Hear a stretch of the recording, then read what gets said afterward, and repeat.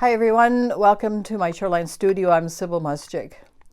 I'm very excited because I bought some Pan Pastels. I've been wanting them for a while. And whoops, it has little tools in the back.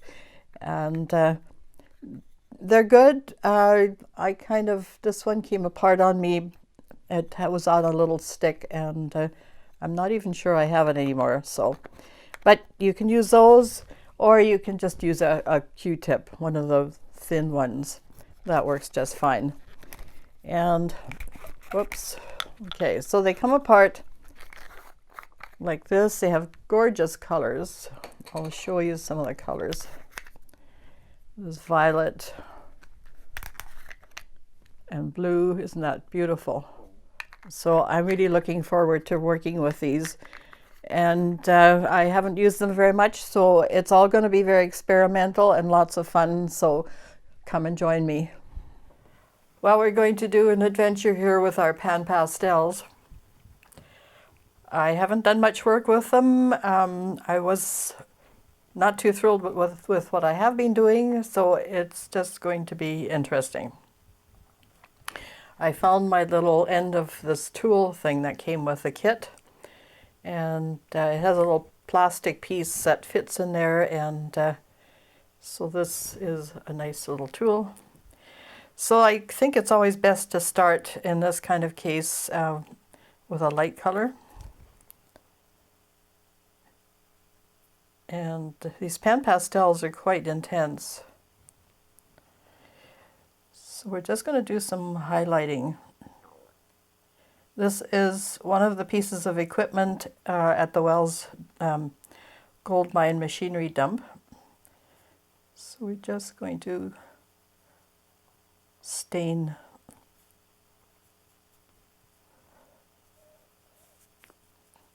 the light areas with the lightest color we have.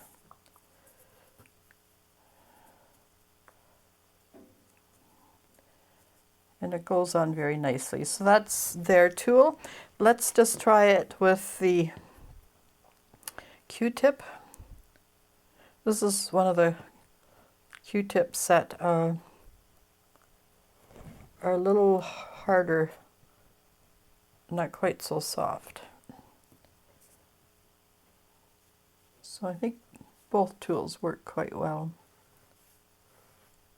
So you can send for these tools through the Pan Pastel site, but I think you don't really need to.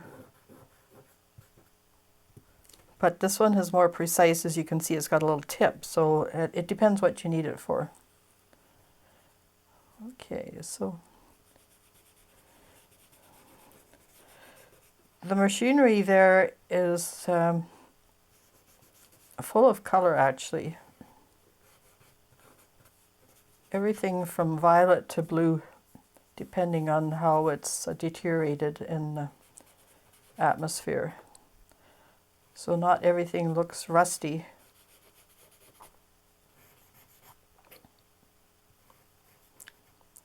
And of course, if you want, you can make up your own colors with this kind of thing. I suggest going down to an old dump site, taking photographs of machinery and a variety of things, and doing some transfers, and then hand coloring them to see what you come up with.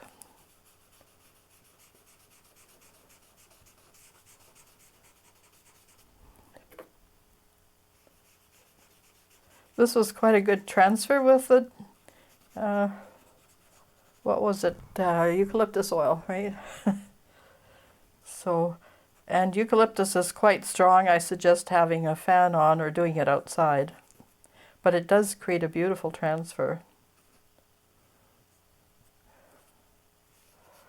Look at Lisa Malik's site. She's selling a variety of books on the subject. She's very good. She does lots of videos. You can learn a lot about transferring and crazy photography from her. Actually, we have the book somewhere. Maybe if Josh can get the book. we'll give her a plug. So here's the book, the Mixed Media Photography book by Nitsa Malik. There you are.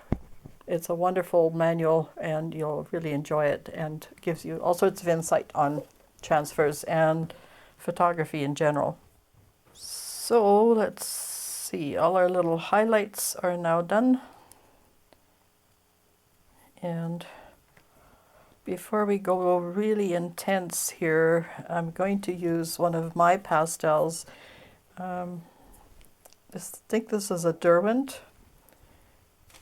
And just to show you the difference, this is it directly. If you use a Q-tip, I'll just show you the difference in intensity. And this is it with the Pan Pastels. And there's a huge difference in intensity. Let's try that some more. You see what I mean? This is the Pan Pastels, so they are definitely worth having. So I'm going to do maybe a little bit of this, and we're just going to shade in some large areas.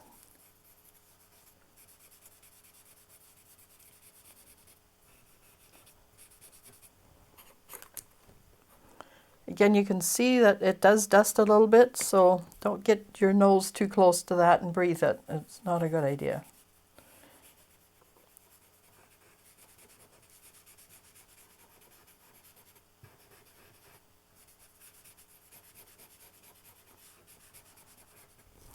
If you want to smooth it out a little bit, they supply, the Pan Pastel people supply you with a nice tool for smoothing.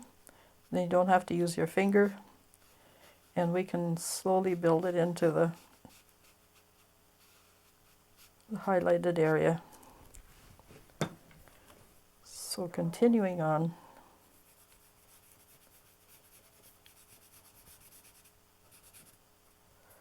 And as we get into the shadows, I'm going to be adding some violet in there.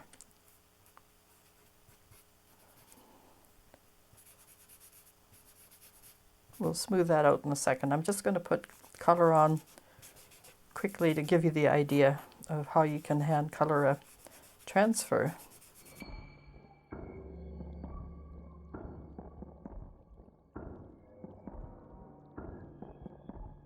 You don't want to put it on too thickly because then you will obscure the detail of the transfer. So easy does it.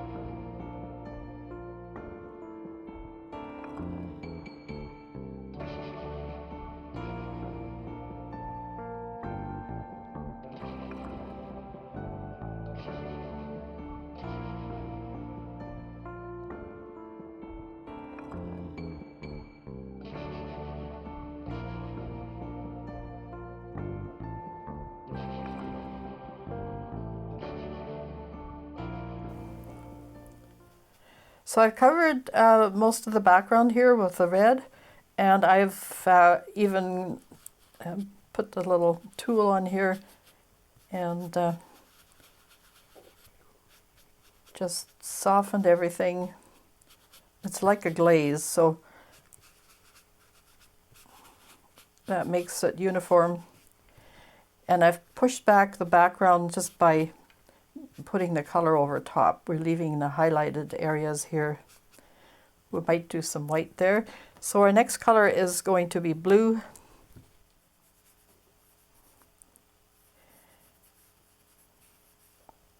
So we get some contrast.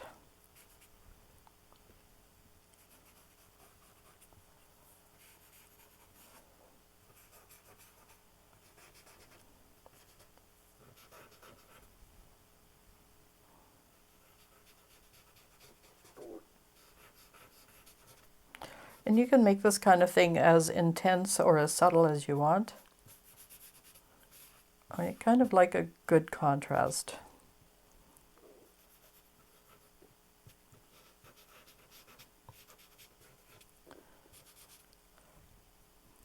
And areas that aren't important, you can just tone down with more of the blue.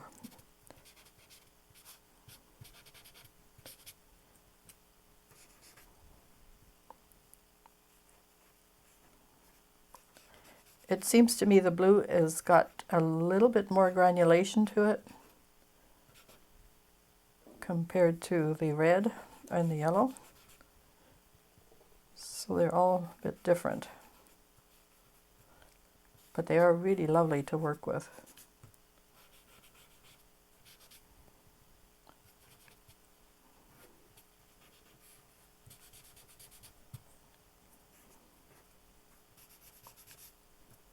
Now I'm just going to pick up some of this.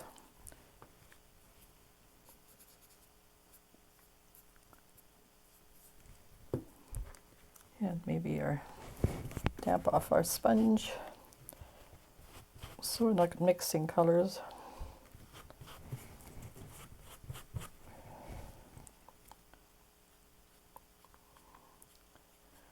In the past, I've worked with pastel quite a bit. I did quite a number of pastel paintings, so this is quite different. Often you're using the side of the pastel and just making a mark. So this is far more subtle. Quite a bit closer to painting with acrylic or oil. And slowly it's coming. Let's see, I'm going to go to violet now. We'll use our little tool, as long as it stays on there. So in the deepest nooks and crannies, we'll put the violet.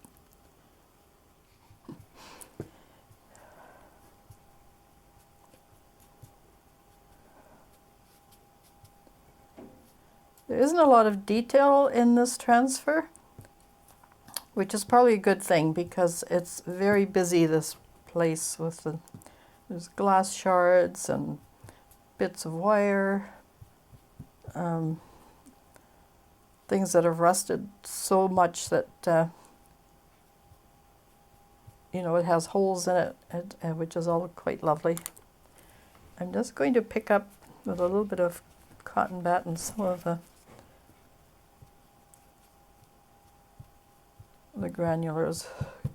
granulations,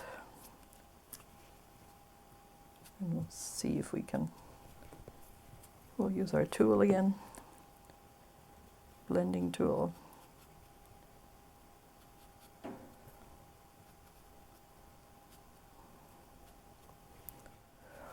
Maybe add the red back in. I don't want to obscure the highlighted areas too much, but just to get the feeling that it's actually a rusty piece with just a little bit of light on it.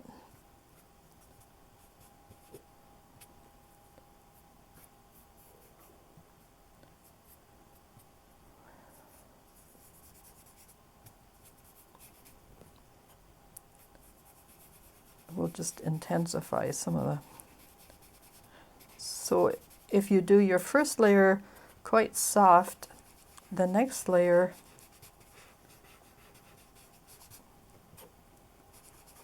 as you can see will show and be quite vivid. So layering is possible.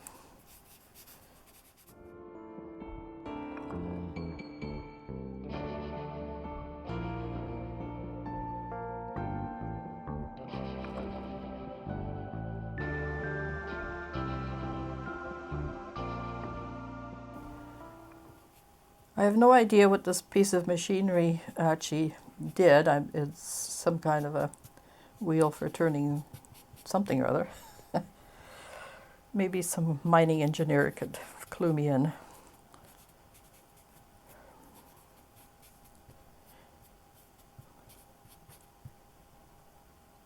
Okay, just going to skewer that end a little bit. Just push it into the background. And then I'm going to use some white. We're going to highlight. This set didn't come with white.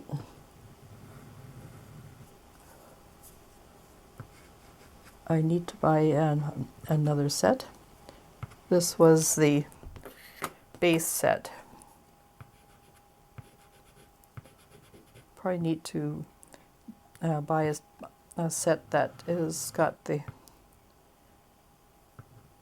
white, black, and maybe things like raw sienna or something like that in there. And we'll just give it a few little highlights.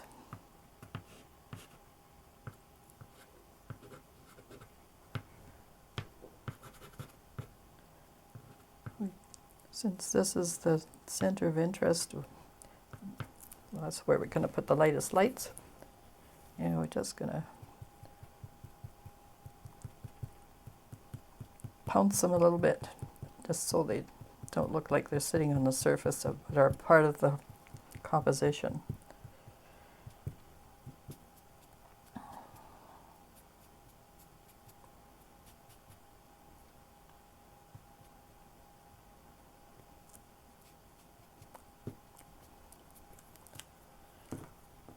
Maybe a little bit more violet in the background there, and I think we're close to done.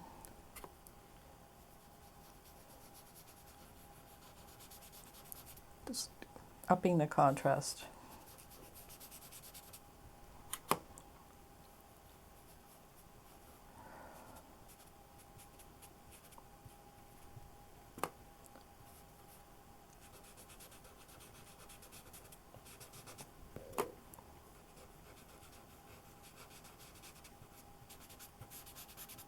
Just so that some of the details stand out a little bit better.